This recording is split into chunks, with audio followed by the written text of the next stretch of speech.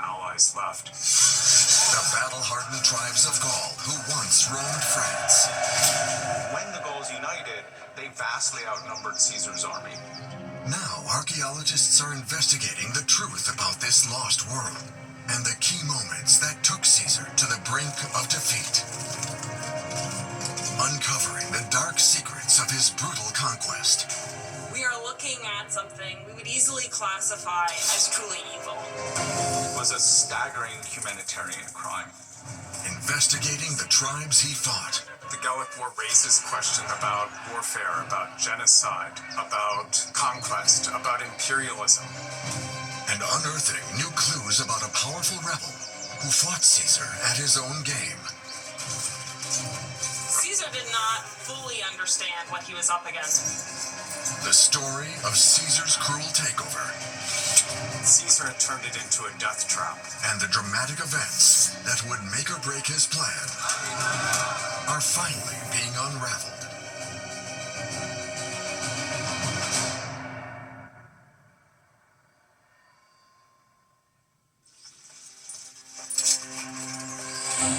It's September in the year 52 BC in Gaul, modern-day France.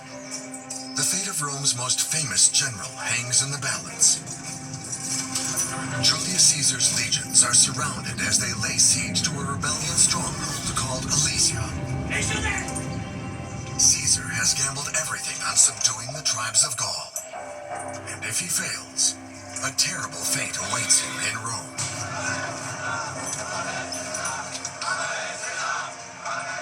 But for the Gauls, the stakes couldn't be higher. The genocide of their people.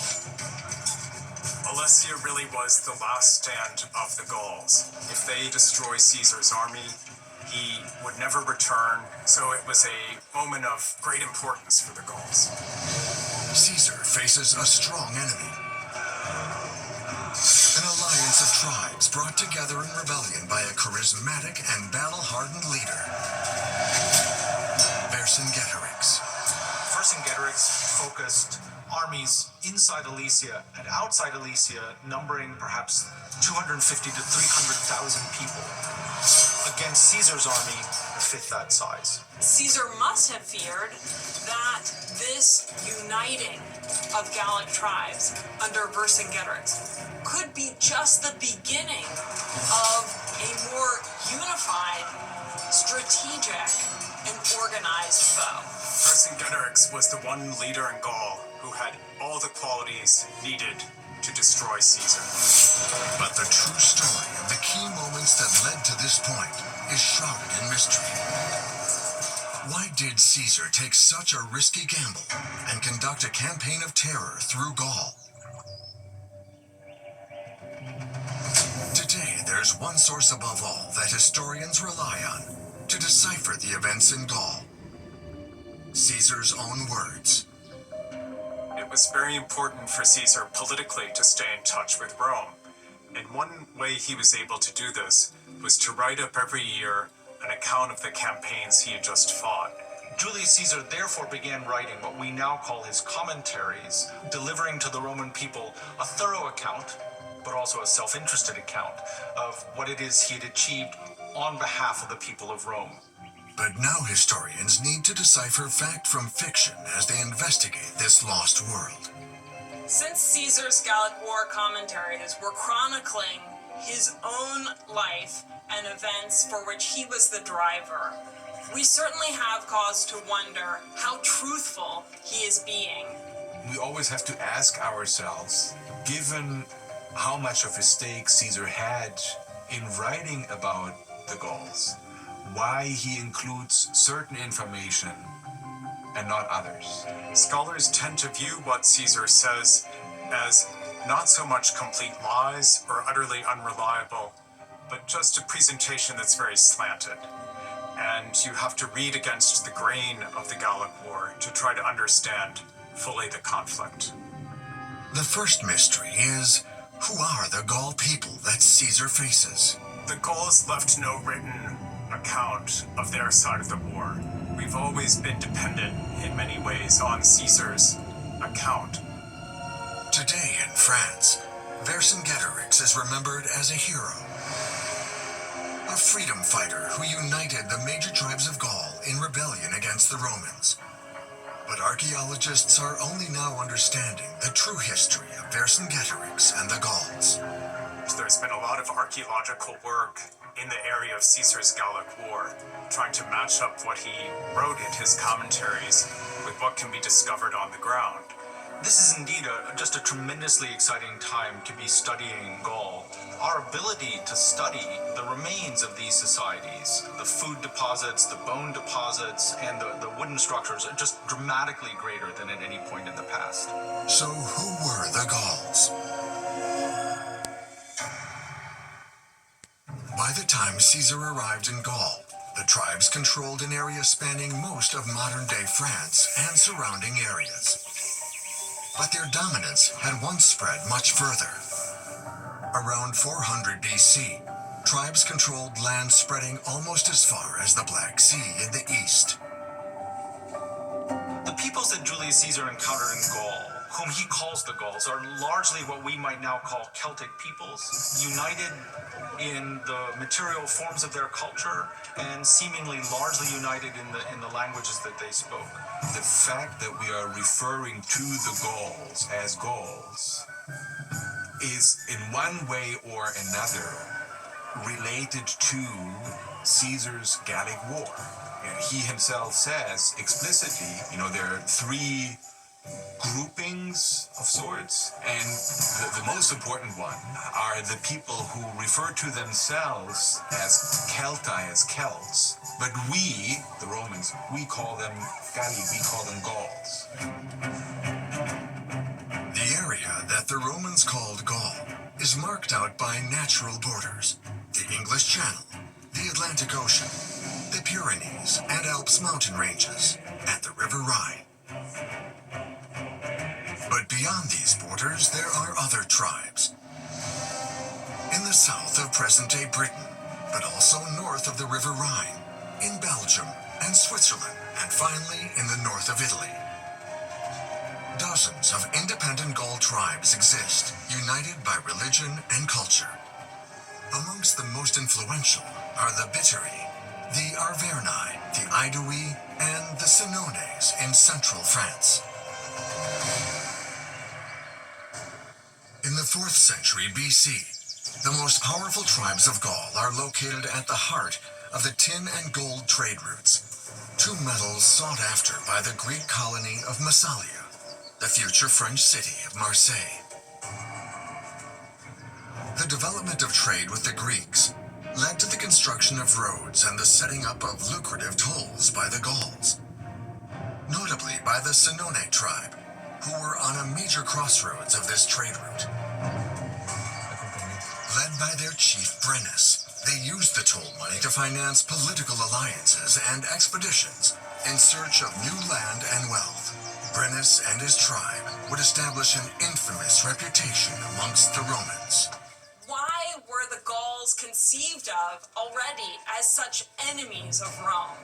One reason was that Brennus and the Senones had sacked the city of Rome in around 390 BC. Brennus leads 60,000 Senone warriors and their allies to Tuscany, attracted by the rich lands in the Clusium region. Then he heads for Rome itself, and partly razes it to the ground. After long weeks of occupation, Brennus and his Gauls only agree to withdraw in exchange for a heavy ransom. But when the time comes to put the gold on the scales, the leader of the Senones has a surprise.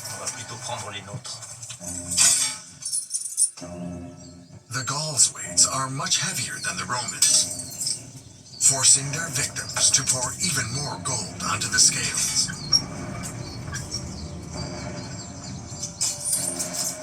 And Brennus even adds his own sword. Brennus and the Senones were the only foreign invaders to occupy the city of Rome in 800 years. The event produced such trauma in Roman politics in an ongoing way that Many hundreds of years later, when the Romans founded Roman colonies, they continued to make it a requirement specified in the charter of those colonies that in the case of a Gallic attack, the citizens of the colonies were to mobilize in defense of the city of Rome. But the Romans would have their revenge. Over the following centuries, the Romans clashed with the Gallic tribes on several occasions. First, in the north of Italy, where they triumphed in the 3rd century BC. Then on the other side of the Alps, in the southeast of modern-day France. By the end of the 2nd century BC, after a bitter struggle, the Romans had imposed themselves on the south of Gaul to create an area they knew as Provincia. By the age of Julius Caesar, it's no longer realistic to believe that the Romans were afraid in an existential level of what might happen in any war with the Gauls. So what priceless treasures did Gaul possess? By the time of Julius Caesar, much of northern Gaul remained free of Roman rule. The Gauls were long thought of as unsophisticated barbarians. But could this be a myth? The Romans knew that Gaul was populous, and they knew that it was rich. If it hadn't been those things, it wouldn't have been worth going there. So where did their wealth come from? Archaeologists think that the answer lies in investigating the Gauls' agriculture.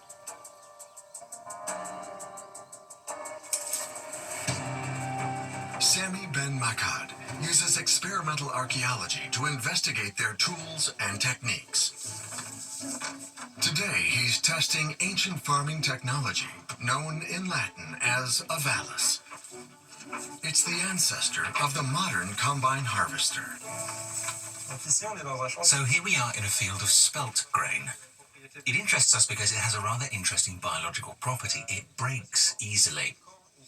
And when it gets caught in the comb, it tears off, then it unhooks and drops easily into the box here. Sami's investigations reveal that the Gauls were inventing new technology to increase their farming productivity. This machine is known in the northeastern quarter of Gaul, so around Belgium, Germany, and that's where most spelt is grown. The other regions grow less. So perhaps the machine is associated with this particular grain. The discovery shatters the myth of an unsophisticated society. In fact, Gaul farming innovations would later be adopted by the Romans. Could Iron Age farming be the key to the Gauls' wealth and the target of Roman invasion? Now investigators want to hunt down lost structures to discover the scale of this wealth. And they think that clues can be found by taking to the skies. Pierre Nouvel is hunting for the telltale traces of long-lost ancient farms. He's a specialist in aerial archaeology. At certain times of the year, Pierre knows that clues can appear. Can you go to the grey shed over there at 10 o'clock?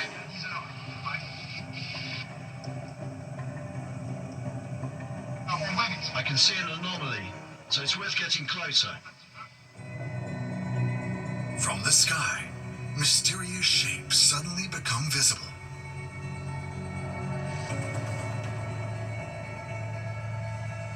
It's the trace of a structure more than 2,000 years old. Pierre thinks he's found the outline of an ancient Gaul farm. Now archaeologists can reconstruct what they looked like. The Gauls built a house, a granary on stilts, and an enclosure for their animals. Then they protected their farm buildings with a deep perimeter ditch. But the wooden structures are long gone.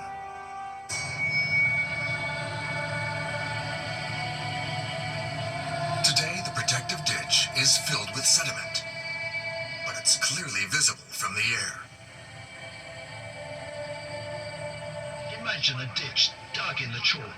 The chalk isn't very fertile, not much water, so all it takes is a little bit of drought and the wheat won't grow much. But next to it, above the ditch, the wheat will have much more food, will have a lot of water, so it'll stay green longer and will grow higher, and that's what we see.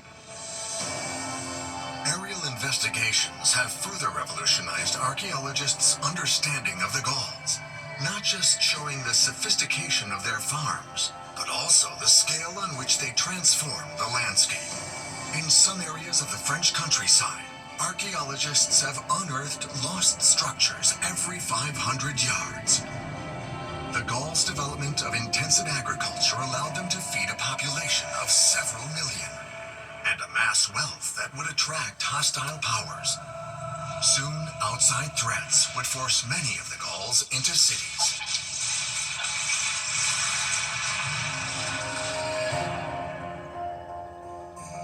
At the turn of the 1st century BC, a succession of crises led the Gauls to regroup in fortified settlements that the Romans called oppidum. One tribe that built these fortified towns is called the Arverni. They control a large territory in southeast France and build a capital called Gergovia and a second town called Corinth. The Arverni are a powerful and prosperous people. And it was probably in Corinth that the most famous Arverni is born. Vercingetorix, the future freedom fighter who will take on Julius Caesar. Archaeological investigations show that Gauls invented nail clippers and shined their hair with a solid soap they also invented. Until the age of 12 or 13, Vercingetorix's mother takes care of his education. Then his father, Celtulos, takes charge of his political and military training. He's a renowned warlord, and as is tradition, keeps the heads of his slain enemies as trophies. Celtulos is one of the highest dignitaries of the Arverni. In Corinth today, archaeologists have unearthed a space that might have been dedicated to political assemblies. The residents of Corinth, like many Gauls, practiced something akin to democracy. They form assemblies to vote on laws and appoint magistrates. Vercingetorix must have been influenced by his father, Celtulos. He would have been born into a family in which ambition was prized. Vercingetorix's father tried to become the king of his own people, the Arverni. But his attempt to buy the loyalty of his people will backfire.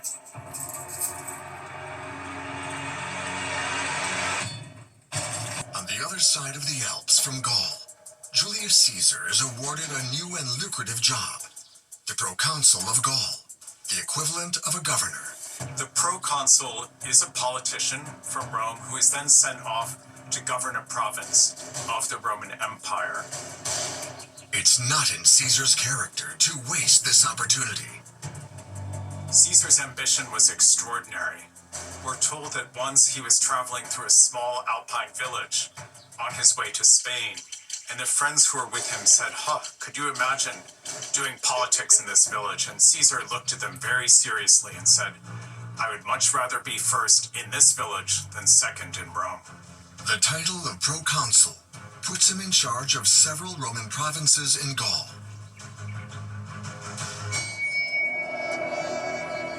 He now rules Dalmatia in the east, Cisalpine Gaul in the north of Italy, and Provincia stretching as far north as Switzerland.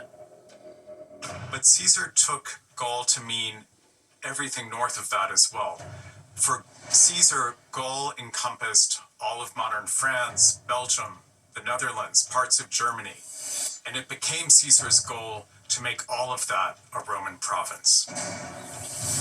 He would have anticipated that his years as proconsul of Gaul would bring with them enormous opportunities for wealth and for military victories that could help him burnish his reputation as a politician. As proconsul, Caesar could amass wealth from people he conquered, and that was good motivation.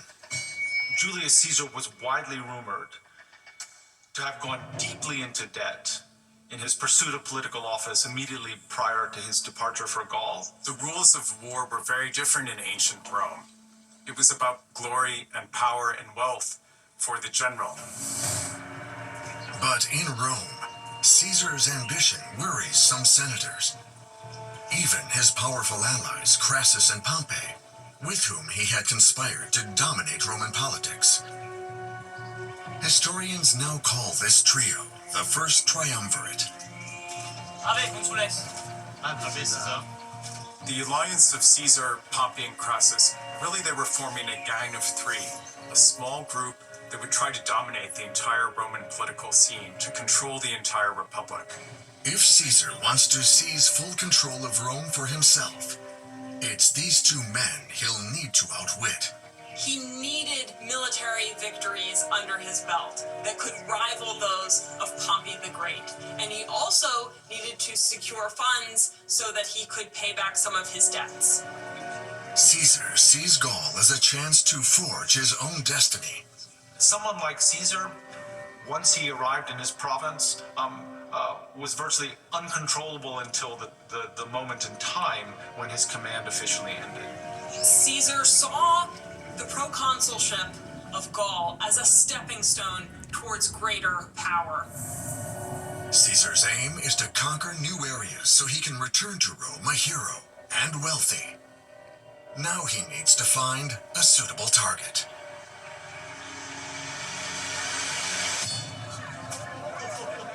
The Gauls were long dismissed by historians as poor and uncivilized compared to their Roman neighbors. But now, new archaeological research is exposing the truth about Gaul tribes, like the Arverni. And the scale of their city at Corinth is a good illustration of this. Archaeologists have reconstructed what the fortified oppidum might have looked like. At the town's center, the Arverni build a large religious sanctuary. A wooden structure used for meetings. And a large marketplace. Nearby, they build residential houses and craftsmen's workshops. Archaeologists at Corinth today have found a surprising link between the Gauls and Rome. Thousands of pottery jars from Italy, evidence of Rome's growing influence.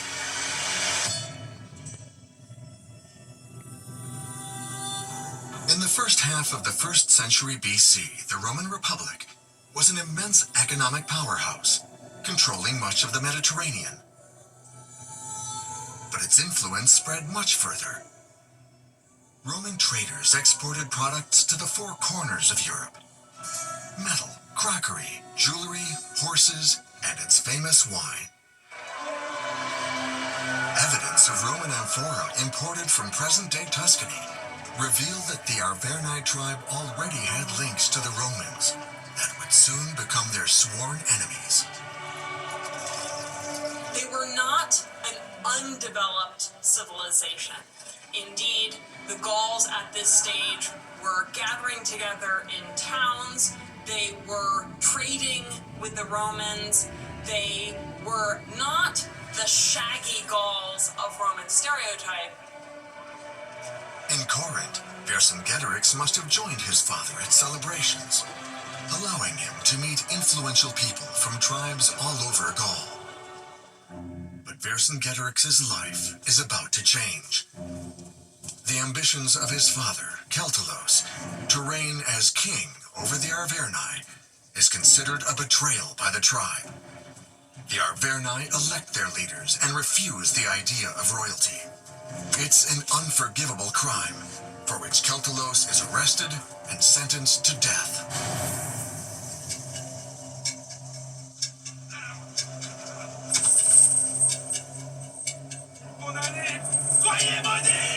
The execution must have been an immense trauma for the young Vercingetorix.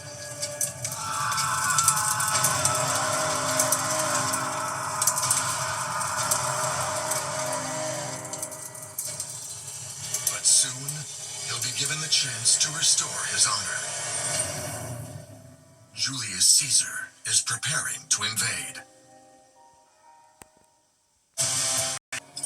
In Rome, Julius Caesar is looking for an excuse to attack Gaul. Now historians believe he found it in a powerful ally outside the provinces he controls, a Gaul tribe called the Aedui, whose capital is Bibracte. The Aedui control territory strategic to Roman trade routes on the Saône and Loire rivers. And they have strong influence over many nearby tribes. But what did it mean to be allied with Rome? Today, the ruins of Bibracte are being excavated by archaeologists who have discovered that it was once home to between 5,000 and 20,000 people. The Aedui had a special relationship with Rome. According to Caesar himself, they were not just allies, but they were kinsmen. They were brothers of the Roman people. This means probably that they thought they shared common ancestors. They all were descended from the Trojans. When a population allied with Rome, it was usually obligatory for Rome's ally to supply Rome with assistance in its ongoing military campaigns. This could include the contribution of troops, the contribution of draft animals, the contribution of timber to build boats, the contribution of food. Now archaeologists think it's the Aedui who will give Caesar his excuse for expansion.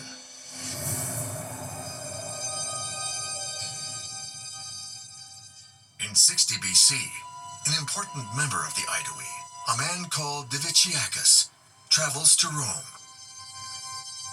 It's likely that he met Caesar to discuss a situation in Gaul. There's a rumor circulating about a rival tribe called the Helvetii. The Helvetii are preparing to migrate en masse across Gaul from their territory in modern-day Switzerland.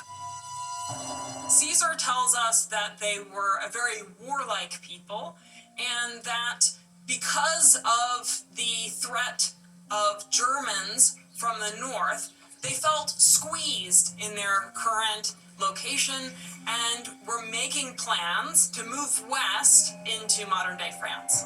Diviciacus is worried that the Helvetii will threaten his Aedui tribe as they pass, and Caesar claims they're a threat to the balance of power in his provinces.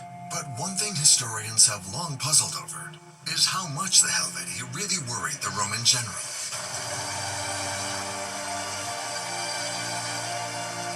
Clues lie on the shores of Lake Neuchâtel in Switzerland.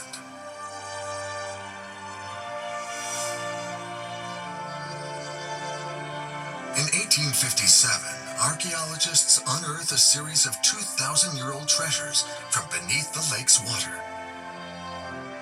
The site is called La Tène and dates to just before the Helvetii lived here. Today, archaeologist Marc-Antoine Kaiser is investigating how the artifacts survived the centuries. So the secret of the exceptional, extraordinary preservation of the objects from La Tène is underwater. So what we find is that the objects are protected from oxygen, so nothing degrades them. So they are preserved for thousands of years. And on top of that, this sediment is soft. There is no settling of the layers. There is no physical pressure on these objects. So that's what makes this absolutely amazing conservation possible. Today, some 5,000 treasures have been recovered. They're protected and studied at the nearby Latinium Museum. Archaeologists cast many of the relics in plaster to preserve them before they deteriorated in the open air. Objects like this cartwheel. This is the wheel as it looked when it was discovered. So you can see what the diggers at the beginning of the 20th century took out of the wet sediment. And then behind me, here is the original object showing how it's deteriorated over the decades.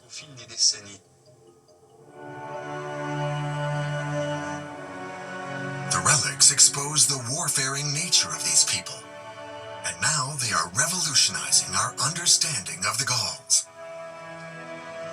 The remarkably preserved treasures allow archaeologists to define the characteristic style and form of Gaul artifacts.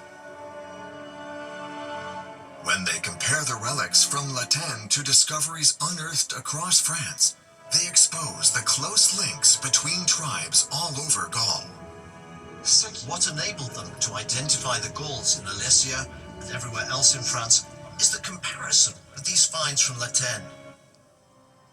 Archaeologists examining these treasures have uncovered the sophistication of the Gauls and exposed the danger that a tribe like the Helvetii could pose.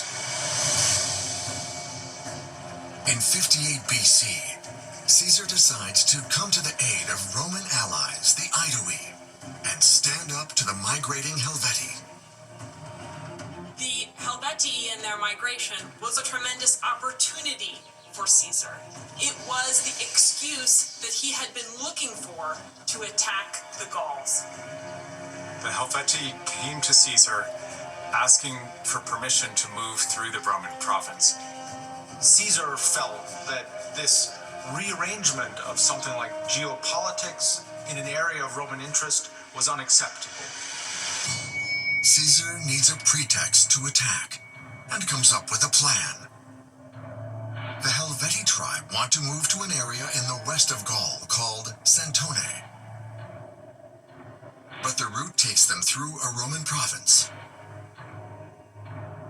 Caesar denies them passage, knowing that they will be forced to travel through the land of tribes allied with the Aedui, the friends of the Romans. When the Helvetii march into this territory, Caesar is waiting, and all but wipes them out.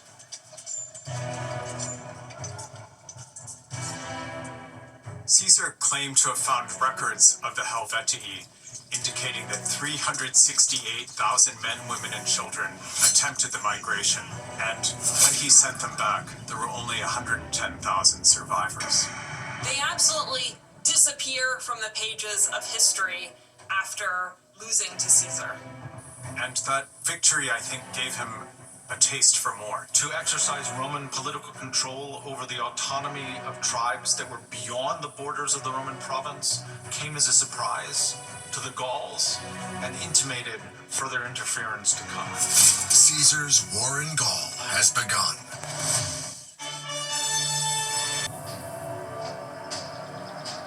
In Gaul, Julius Caesar has saved his Aedui tribe allies from hostile forces and destroyed a Gaul tribe in the process.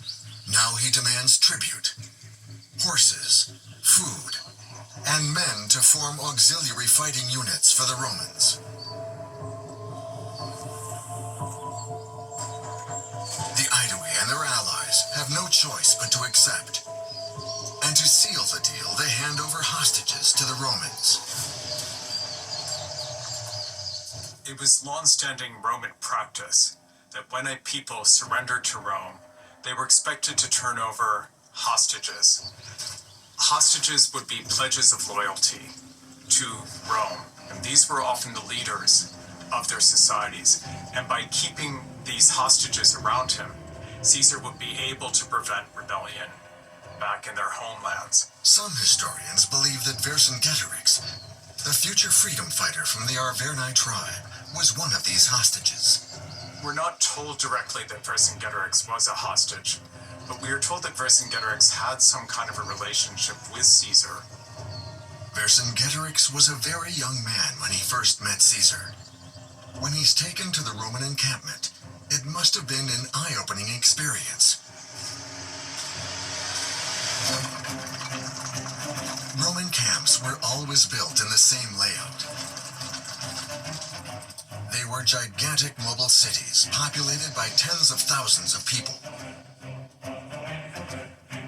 On one side, tents lined up in neat rows for legionnaires, cavalry, and infantry. On the other, the more luxurious tents of Caesar and the legion's leaders. It was a symbol of what the Roman army was capable of.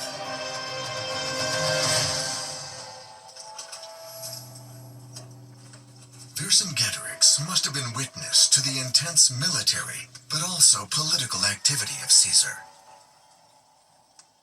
Some historians think that he even fought for the Romans.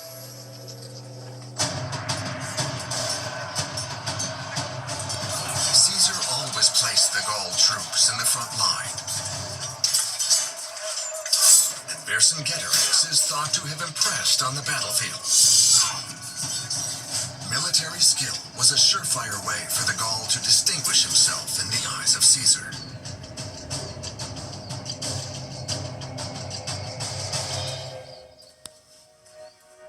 Caesar can't have had any doubt about the Gauls being a sophisticated and worthy adversary. Over the next 3 years, Caesar sets out to bring all of Gaul under his rule by alliances and treaties, or by force.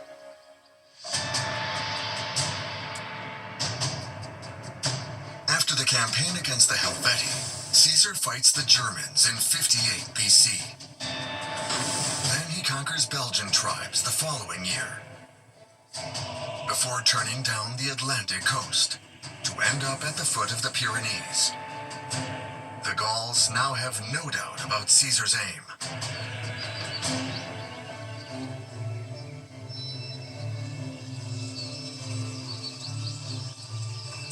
No one knows if Vercingetorix took part in these battles. But after 2 or 3 years, Caesar allows him to return home, hoping that Vercingetorix would become an influential ally. The young Arverni tribe member has other ideas. He wants to control his capital, Gergovia,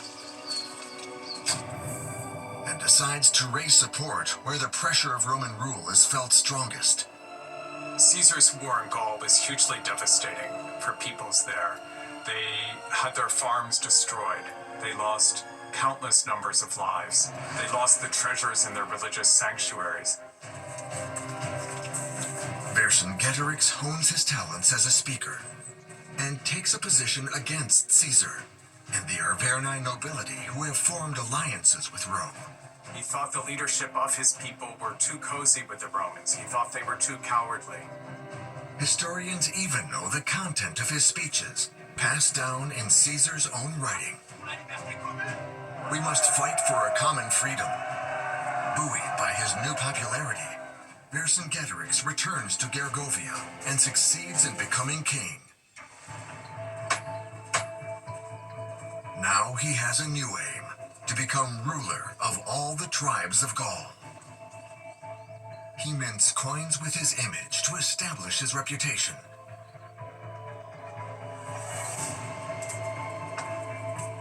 From the Arverni capital of Gergovia, Vercingetorix is aware of everything that happens in Gaul. The elite of Gaul remained faithful to their alliances with Caesar, but the people are becoming more radical. Caesar is about to get his first taste of what he's up against. But how will he respond? In 54 BC, a Gaul chief called Ambiorix decides he needs to fight back against Julius Caesar's Romans. He leads a tribe called the Eburones, based in modern-day Belgium, and he attacks and annihilates one of Caesar's legions while the general is away. For reasons that are somewhat murky, the Eburones turned on the Romans.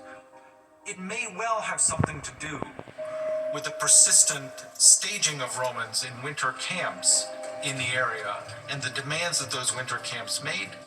It's terrible news for Caesar. It was a disaster for him in Gaul because it would inspire others now to consider rising up against him. And of course, it also was a blow to his prestige back in Rome. This was his first great loss. It was perhaps the most significant military disaster of the Gallic campaign so far. Although he may have claimed to have pacified Gaul, he had not won the allegiance of all of the Gallic people. And he was determined to capture Ambiorix, the mastermind of this terrible loss. But time after time, Ambiorix manages to escape. What he did in the meantime was he devastated the countryside of the Eburones. He destroyed their homeland. Any building his soldiers saw, any farm was burnt to the ground. Many were put into captivity, many were killed. Caesar's brutality is total. He executes tens of thousands of Eburones, wiping them from the history books. Again and again in Caesar's text, we read of occasions when his enemies approach him asking for his mercy, and he grants it. On the other hand, the example of the revolt of the Eburones and its aftermath shows us precisely the opposite. There are several moments within Caesar's narrative where he basically says that he had eradicated, wiped out a particular Gallic tribe. It is fair to call that genocide.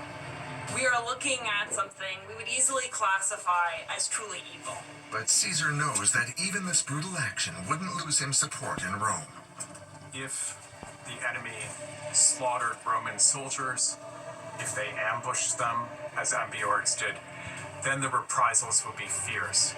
What Caesar did against the Eburones would have been considered perfectly legitimate. This is just one of the many acts of cruelty that Caesar orders against the Gauls. In 54 BC, the Roman general orders an assembly of Gaul chiefs to judge one of their own. He accuses Acco, the chief of the allied Senone tribe, of stirring rebellion. It's a deliberate show of force by Caesar. One thing you see over the course of his time in Gaul was that he did deal more and more aggressively with opposition, and he presumably thought this was a way to suppress rebellion, but it actually made matters worse for him. Caesar is upping the ante in Gaul. Acco was found guilty and was punished in the traditional Roman manner. He was stripped, beaten to death, and then beheaded afterwards. This shocked Gallic society. It was one of the talking points that leadership used to launch the Great Uprising against the Romans the following year. Very quickly, secret negotiations take place in the four corners of Gaul.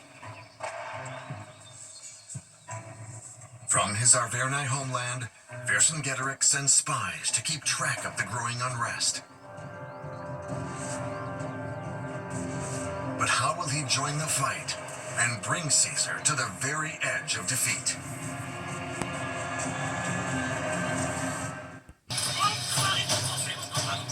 In 53 BC, the Roman general Julius Caesar is close to bringing all of Gaul under his control. His plan is to amass enough wealth and fame from this conquest to return to Rome a hero who can take full power.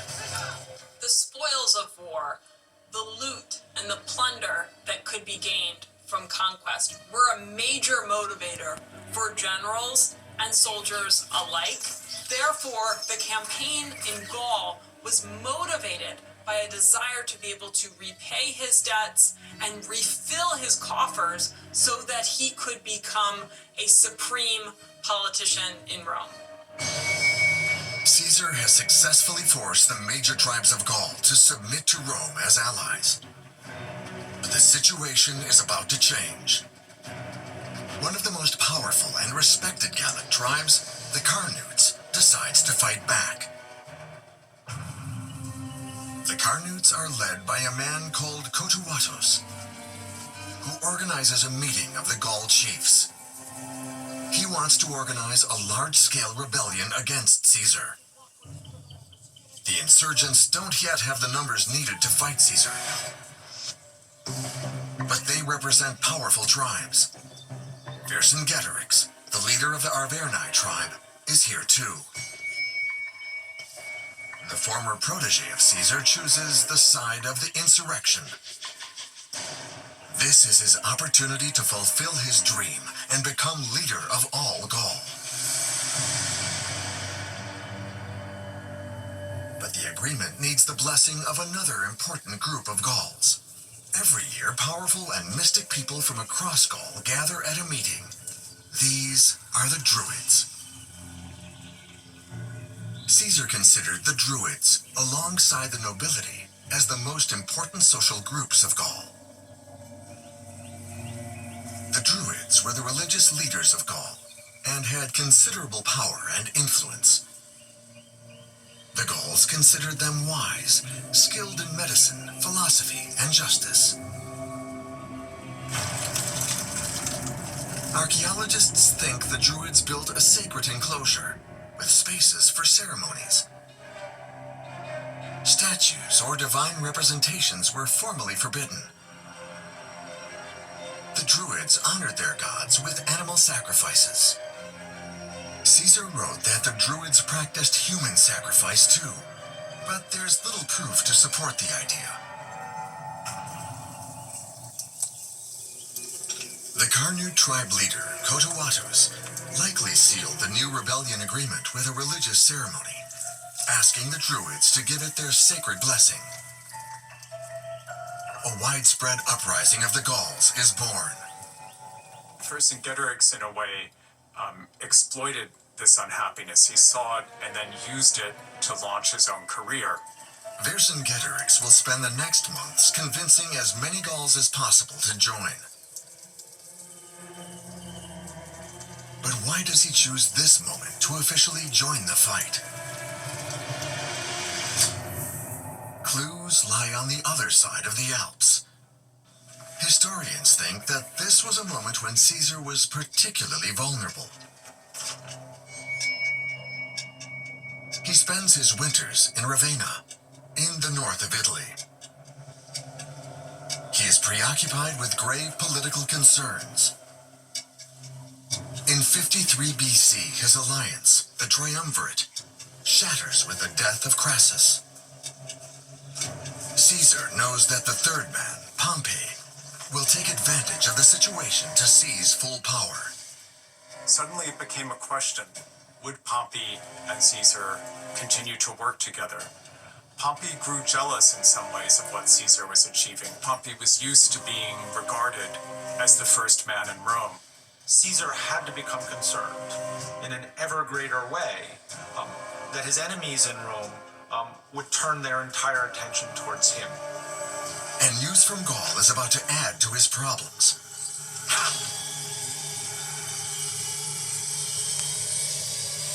The uprising has begun, and the Gauls have massacred Roman traitors.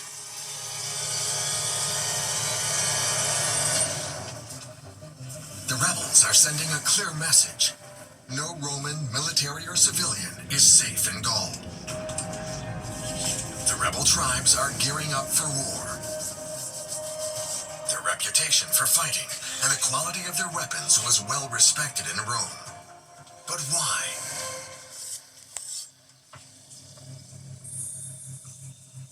Guillaume Reich is an archaeologist who investigates the military equipment of the Gauls. He wants to find out what technology the Gauls used to create their deadly weapons. Okay, so, the spear.